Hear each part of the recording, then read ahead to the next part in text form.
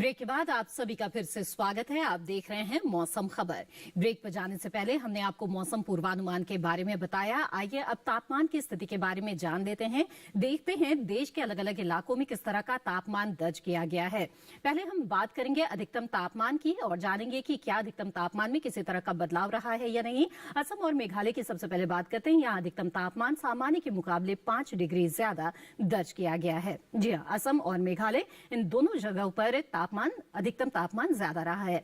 नागालैंड, मणिपुर, मिजोरम और त्रिपुरा की अगर बात करें तो यहां पर अधिकतम तापमान सामान्य के मुकाबले 3 से 5 डिग्री ज्यादा दर्ज किया गया। इसके अलावा बात करते हैं देश के दूसरे हिस्सों की। तटीय आंध्र प्रदेश की अगर बात करें तो यहां भी जो अधिकतम तापमान है वो सामान्य के मुकाबले 3 से 5 डिग्री ज्यादा दर्ज किया गया है।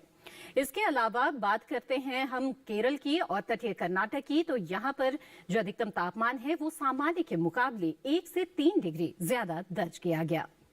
इसके अलावा रुक करते हैं दूसरे हिस्सों का। गुजरात, सौराष्ट्र और कच्छ की बात करें तो यहां पर जो अधिकतम तापमान है वो सामान्य के मुकाबले 1 से 3 डिग्री ज्यादा दर्ज किया गया। इसके अलावा बात करते हैं पश्चिमी मध्य प्रदेश की। यहां पर जो अधिकतम तापमान है वो सामान्य के मुकाबले 5 डिग्री कम दर्ज किया गया है। जी हाँ, तो यहां पर अधिकतम तापमान में हम कमी देख रहे हैं। इसके अलावा पूर्वी उत्तर प्रदेश की बात करें तो यहां पर अधिकतम तापमान सामान्य के मुकाबले 1 से 3 डिग्री कम दर्ज किया गया। वहीं आपको बता दें कि मैदानी इलाकों में सबसे ज्यादा तापमान तेलंगाना के नलगोंडा में रहा है। यहां पर अधिकतम तापमान 38.5 डिग्री सेल्सियस दर्ज किया गया। और अब बात करते हैं न्यूनतम तापमान की। तो आपको सबसे पहले बता दें मध्य महाराष्ट्र के बारे में। यहां पर न्यूनतम तापमान सामान्य के मुकाबले 3 से 5 डिग्री ज्यादा रहा है। साथ ही कोंकण, गोवा में भी इसी तरह का न्यूनतम तापमान दर्ज किया गया। जम्मू कश्मीर और लद्दाख की बात करें तो यहां पर न्यूनतम तापमान सामान्य से 1 से 3 डिग्री ज्यादा रहा है। साथ ही हरियाणा में भी जो न्यूनतम तापमान है वो इसी तरह का रहा है, सामान्य से 1 से 3 डिग्री ज्यादा रहा है। इसके अलावा बात करते हैं उप हिमालय, पश्चिम बंगाल और सिक्किम की। तो यहां पर न्यूनतम तापमान सामान्य के मुकाबले 1 से 3 डिग्री ज्यादा दर्ज किया गया है। तो यहां पर न्यूनतम तापमान में हम कुछ बढ़ोतरी देख रहे हैं। इसके अलावा मैदानी इलाकों में सबसे कम तापमान पूर्वी उत्तर प्रदेश के फतेहगढ़ में रहा है। यहां पर न्यूनतम तापमान 9.2 डिग्री सेल्सियस दर्ज किया गया। ये तो बात हुई अधिकतम और न्यूनतम तापमान में आए बदलाव की। आइए जान लेते हैं कि देश के जो तमाम अलग अलग शहर हैं उनमें तापमान की स्थिति क्या रही।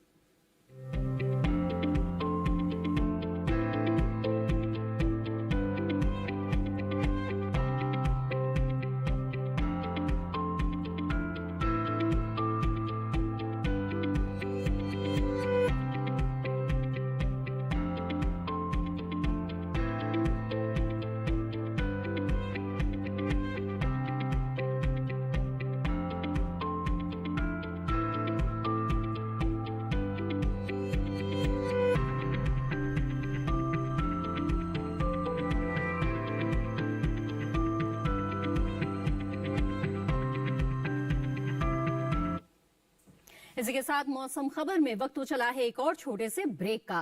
ब्रेक के बाद बात होगी वायु की गुणवत्ता और पर्यटक स्थलों के मौसम के बारे में। आप बने रहें दूरदर्शन के साथ पर।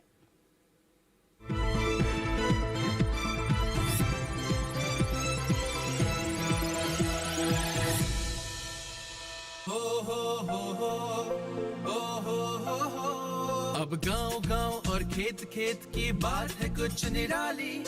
फसल बीमा पॉलिसी से छाई है खुशहाली। द्वार द्वार और हाथ हाथ में सुरक्षा की सौगात। गर्व से बोल रहे हैं सभी किसान, मेरी पॉलिसी मेरे हाथ। आजादी के अमृत महोत्सव पर हम देश के किसानों को दे रहे हैं सुरक्षा की सौगात। प्रधानमंत्री फसल बीमा पॉलिसी अब आपके हाथ। और पॉलिसी को बीमित किसानों के द्वार तक पहुंचाने के लिए हमने फसल बीमा पॉलिसी वितरण कार्यक्रम का किया है शुभारंभ। देश भर के किसानों ने करीब 21,000 करोड़ रुपए ही प्रीमियम के तौर पर दिए, लेकिन उन्हें मुआवजे के तौर पर 1 लाख करोड़ रुपए से ज्यादा मिले। जब खराब मौसम की हो मार, PMFBY दे आर्थिक सुरक्षा बार बार। प्रधानमंत्री फसल बीमा योजना, कृषि एवं किसान कल्याण मंत्रालय, भारत सरकार। Nature is a miracle. Nurture it. Energy is joy. Spread it. Clean air is life. Protect it. exploring the immense possibilities of natural gas. GAIL India Limited, energizing possibilities for a self-reliant India.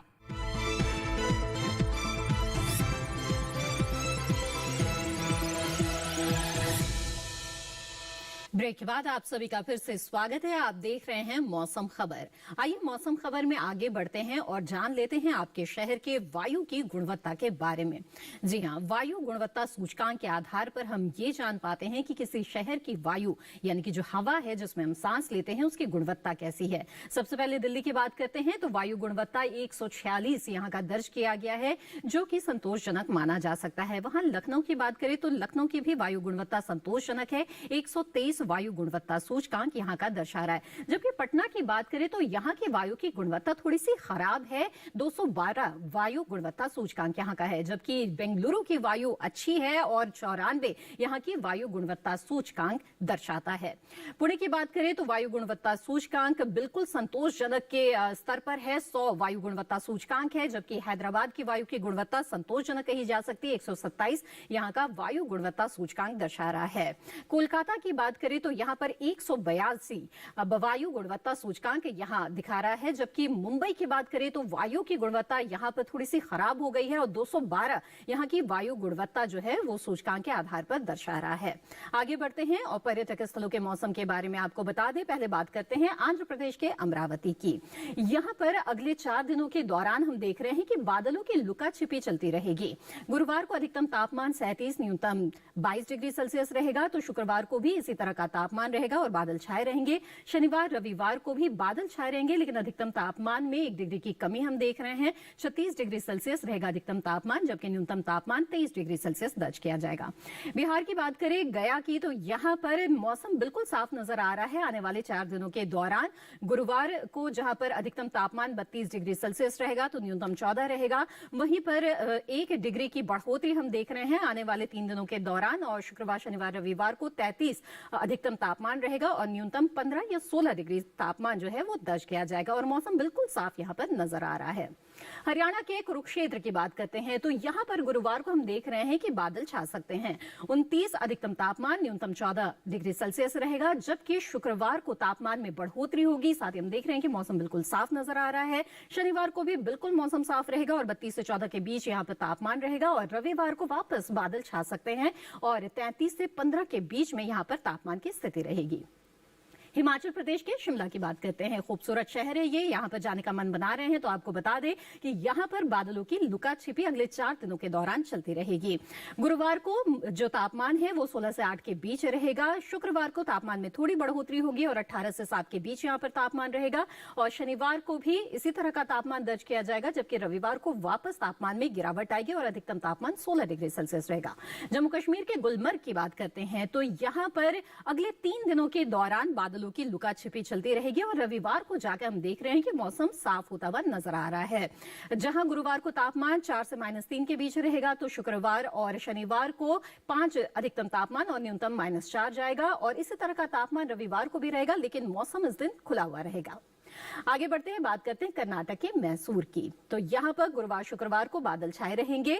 33 या 32 degree Celsius अधिकतम तापमान दर्ज किया जाएगा। जबकि न्यूनतम तापमान रहेगा 20 से 21 के बीच।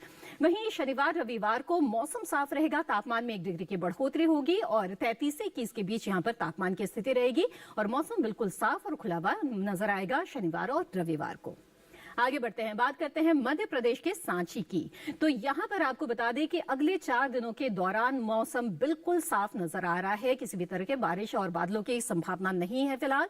गुरुवार शुक्रवार शनिवार और रविवार को बिल्कुल मौसम साफ है और 32-33 और तापमान में बढ़ोतरी रहेगी और 34 डिग्री सेल्सियस तक अधिकतम तापमान जा सकता है। जबकि जो न्यूनतम तापमान है उसमें उतार चढ़ाव की स्थिति हम देख रहे हैं, 20 से 18 के बीच तापमान रहेगा। महाराष्ट्र के मुंबई की बात करते हैं। यहाँ पर गुरुवार को बादल छाए रहेंगे, 35 से 23 के बीच में तापमान रहेगा। वहीं शुक्रवार को भी इसी तरह का तापमान रहेगा। जबकि शनिवार को तापमान में बढ़ोतरी है, मौसम बिल्कुल साफ है, 36 से 23 के बीच तापमान रहेगा।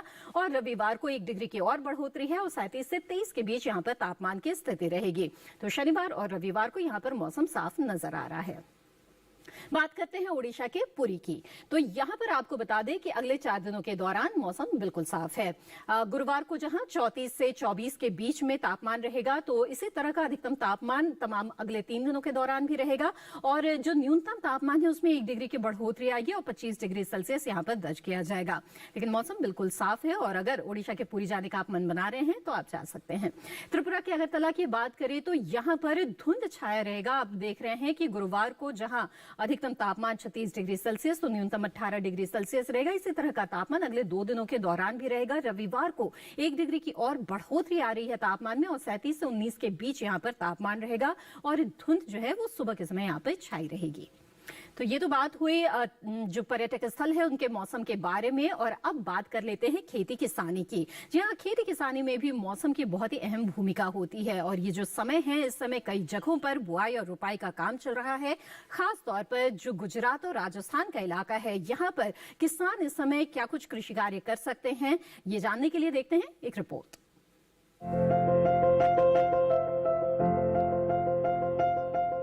गुजरात में गन्ने की रोपाई करें, साथ ही गन्ने के खेत से खरपतवार निकालें। गन्ने के खेत में सिंचाई कर सकते हैं। गन्ने के खेत में निराई कर लें। यहाँ धान के खेत से घास फूस निकालें। धान के खेत में जरूरी उर्वरक डालें और धान की रोपाई करें। गुजरात में बैंगन की तोड़ाई कर सकते हैं। बैंगन के खेत में सिंचाई कर लें। इसके साथ ही टमाटर की तोड़ाई करते रहें। किसान टमाटर के खेत में निराई कर सकते हैं। टमाटर के खेत में सिंचाई कर लें। वहीं आलू के खेत में सिंचाई करें। आलू के खेत में निराई करते रहें।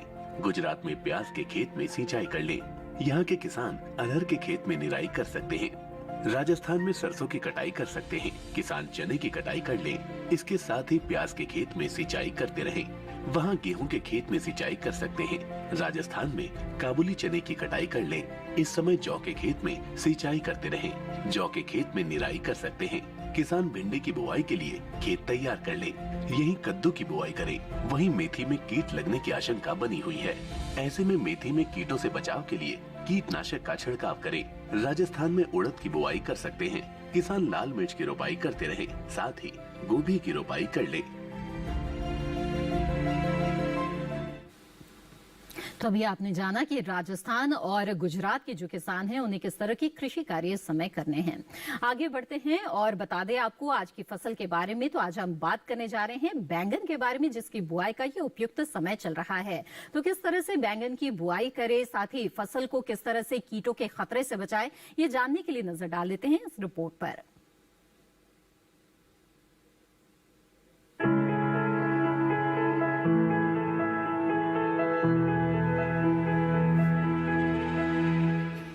समय बैंगन की बुआई के लिए अनुकूल है। बैंगन की बुआई करने से पहले खेतों को अच्छी तरह तैयार कर ले। खेतों की जुताई कर जमीन को समतल कर ले। बुआई करते समय पौध से पौध की दूरी 60 सेंटीमीटर और पंक्ति से पंक्ति की दूरी 60 से 75 सेंटीमीटर रखें। किसान बैंगन की कई किस्मों की बुआई इस समय कर सकते हैं, जैसे पूसा श्यामला। बैंगन की ये किस्म लंबे आकार की होती है। इस किस्म की बुआई पंजाब, उत्तर प्रदेश, बिहार और झारखंड में कर सकते हैं। इस किस्म की 1 हेक्टेयर में 390 क्विंटल पैदावार ले सकते हैं। इसकी शाखाएं सीधी होती है और पौधा कांटा रहित होता है। पूसा पर्पल क्लस्टर की बुआई भी की जा सकती है। ये किस्म उत्तरी भारत के मैदानी और पर्वतीय इलाकों के लिए अच्छी होती है। 1 हेक्टेयर में 200 क्विंटल पैदावार ली जा सकती है। इसकी लंबाई 10 से 12 सेंटीमीटर होती है। इसका रंग गहरा बैंगनी होता है। इसके अलावा पूसा अंकुर की बुआई की जा सकती है। इस किस्म का आकार गोल होता है। पूसा अंकुर राजस्थान, गुजरात, हरियाणा, दिल्ली, मध्य प्रदेश और महाराष्ट्र पे लगाने के लिए काफी अच्छी है। 1 हेक्टेयर में 350 क्विंटल फसल ली जा सकती है। पूसा उत्तम भी लगा सकते हैं। इसका आकार भी गोल होता है। बैंगन की इस किस्म की बुआई पंजाब, उत्तर प्रदेश, बिहार और दिल्ली में की जा सकती है। बुआई के तुरंत बाद पहली सिंचाई करें। ध्यान रखें कि दवा का छिड़काव विशेषज्ञों की सलाह से मौसम साफ रहने पर ही करें। जी हाँ, तो जाना आपने कि बैंगन की बुआई के दौरान किन किन बातों का ध्यान रखना चाहिए और बहुत सी उन्नत किस्में बैंगन की मौजूद है। अपने क्षेत्र के अनुसार उचित किस्म का चुनाव करेंगे तो अच्छी पैदावार हासिल कर सकते हैं। इसी के साथ मौसम खबर में आज बस इतना ही। उम्मीद है कि मौसम खबर से आपको मदद मिल रही होगी। मौसम खबर को आप दूरदर्शन किसान के यूट्यूब चैनल पर भी देख सकते हैं और अपने शहर के मौसम का हाल जान सकते हैं।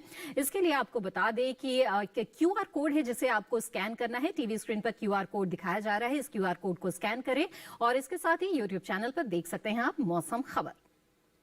मौसम के ताजा हाल और कृषि सलाह के साथ फिर होंगे हाजिर। तब तक के लिए दीजिए इजाजत। आप बने रहें दूरदर्शन किसान पर। नमस्कार।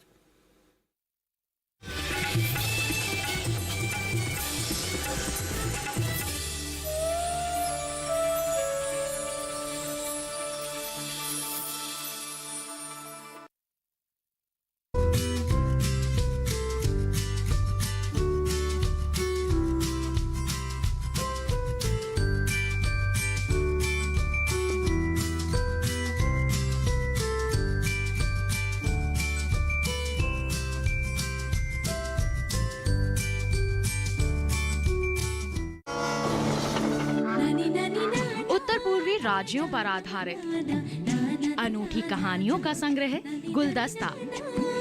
जाने माने कहानीकारों की इन रचनाओं में है मनोरंजन भी, संदेश भी। देखिए गुलदस्ता पूर्वोत्तर के बगीचे से गुरुवार से शनिवार दोपहर 12:30 पर।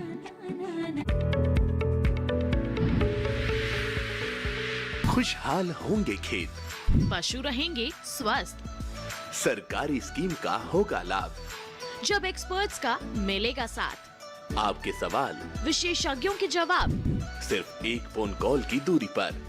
देखिए किसानों का अपना प्रोग्राम हेलो किसान, सोमवार से शुक्रवार शाम 6 बजे से सिर्फ दूरदर्शन किसान पर। कॉटन क्रॉप में छोटी पत्ती रोग किस पोषक तत्व अर्थात न्यूट्रिएंट की कमी से होता है? गुआवा क्रॉप में जिंक न्यूट्रिएंट्स की कमी से कौन सा रोग होता है? जलप्रिया की वैरायटी इनमें से कौन सी है? लेडी फिंगर के तने का रेशा क्या बनाने में काम आता है? कागज, दस्ता, ब्राउन जिंक, धान। सही जवाब, गलत जवाब, राइट आंसर। 4 प्रगतिशील किसानों की टीमों की कांटे की टक्कर, जिसमें खेती बाड़ी राउंड से शुरू करते हुए बागबानी राउंड पार करेंगे। सामान्य ज्ञान और रैपिड फायर राउंड की कसौटी पर भी टीमों को परखा जाएगा और अंत में होगी एक विजेता टीम। विजेता टीम को मिलेगा पूरे 1 लाख रुपए का इनाम। इसी को दर्शाता हुआ ये शो हम आपके समक्ष प्रस्तुत कर रहे हैं, जिसका नाम है डीडी किसान पर हर रविवार रात 8 बजे। ICC विमेंस वर्ल्ड कप 2022 के एक्शन का आकाशवाणी पर सीधा प्रसारण। भारत के सभी खेले जाने वाले मैचों का सेमीफाइनल्स और फाइनल मैच का आंखों देखा हाल सुन सकते हैं 6 मार्च से सुबह 6 बजे से FM रेनबो नेटवर्क, DTH और DRM। तो सुना ना भूलें आकाशवाणी पर ICC विमेंस वर्ल्ड कप 2022 का सीधा प्रसारण सिर्फ और सिर्फ आकाशवाणी पर।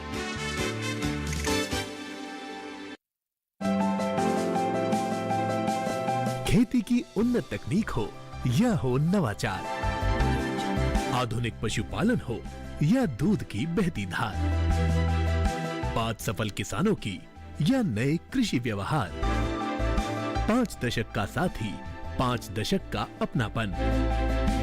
कृषि दर्शन सोमवार से शुक्रवार शाम 5:30 पर।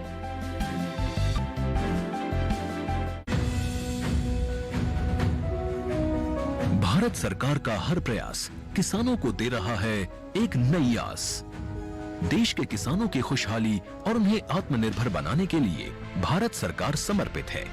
प्रधानमंत्री श्री नरेंद्र मोदी जी के नेतृत्व में कृषि क्षेत्र में किए गए निरंतर प्रयासों के फलस्वरूप देश खाद्यान्न व बागवानी के क्षेत्र में आत्मनिर्भर हो चुका है और देश में दलहन का उत्पादन भी बढ़ा है। इसी तरह भारत सरकार ने खाद्य तेलों के उत्पादन को बढ़ाने के भी अनेक प्रयास किए हैं। इसी क्रम को आगे बढ़ाते हुए माननीय प्रधानमंत्री श्री नरेंद्र मोदी जी के नेतृत्व में भारत सरकार ने दूरदर्शी निर्णय लेते हुए राष्ट्रीय खाद्य तेल मिशन ऑयल पाम की शुरुआत की है। इस मिशन से देश भर के किसानों को बहुत लाभ मिलेगा। कृषि के पूंजी निवेश में वृद्धि होगी, खाद्य तेल आयात पर देश की निर्भरता कम होगी और रोजगार के नए अवसर पैदा होंगे। खाने के तेल में आत्मनिर्भरता के लिए अब राष्ट्रीय खाद्य तेल मिशन ऑयल पाम का संकल्प लिया गया है। इससे किसानों को तो सीधा लाभ होगा ही, गरीब और मध्यम वर्ग के परिवारों को सस्ता और अच्छी क्वालिटी का तेल भी मिलेगा। यही नहीं, ये मिशन बड़े स्तर पर रोजगार का निर्माण करेगा। इस मिशन के अंतर्गत ऑयल पाम का रकबा और पैदावार बढ़ाने पर जोर देने के लिए सरकार ने 11,000 करोड़ रुपए से अधिक की सहायता राशि निर्धारित की है। मिशन के तहत सरकार ने ऑयल पाम की खेती के लिए रोपण आदि की सहायता में बढ़ोतरी करते हुए पहले मिलने वाले 12,000 रुपए प्रति हेक्टेयर को बढ़ाकर 29,000 रुपए प्रति हेक्टेयर तक कर दिया है। ऑयल पाम के पुराने बागों के पुनरुद्धार के लिए 250 रुपए प्रति पौधा के हिसाब से विशेष सहायता दी जा रही है। पौधारोपण सामग्री की कमी दूर करने और बीजों की पैदावार करने वाले बागों को भी सहायता दी जाएगी। इसके तहत 15 हेक्टेयर ऑयल पाम उद्यान के लिए 80 लाख रुपए तक की सहायता राशि दी जाएगी। इसके अलावा नर्सरी विकास के लिए 40 लाख रुपए तक तय किए गए हैं। पूर्वोत्तर और अंडमान राज्यों के लिए विशेष सहायता का भी प्रावधान है। ऑयल पाम के किसान ताजे फलों के गुच्छे यानी FFB का उत्पादन करते हैं, जिनकी वर्तमान में कीमतें अंतर्राष्ट्रीय मूल्यों में उतार चढ़ाव के आधार पर तय होती हैं। पहली बार केंद्र सरकार ताजे फलों के गुच्छे की कीमत के लिए किसानों को आश्वासन दे रही है। ये व्यवहार्यता मूल्य यानी VP कहलाएगा, यानी किसानों को कोई घाटा नहीं होने दिया जाएगा। व्यवहार्यता मूल्य VP तय करने की शुरुआत 1 नवंबर से होगी और अगले वर्ष 31 अक्टूबर तक जारी रहेगी।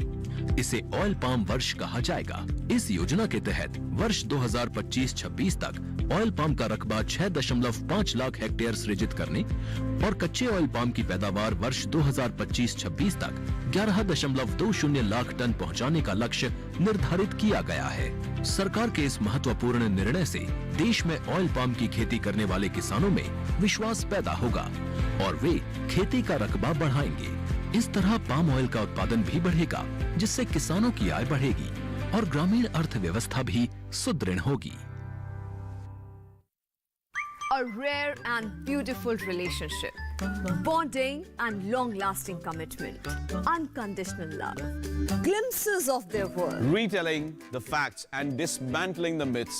Learn more about them in our upcoming show, My Best Friend Forever, every Sunday 7 p.m. and retelecast on Monday 2 p.m. on DD National.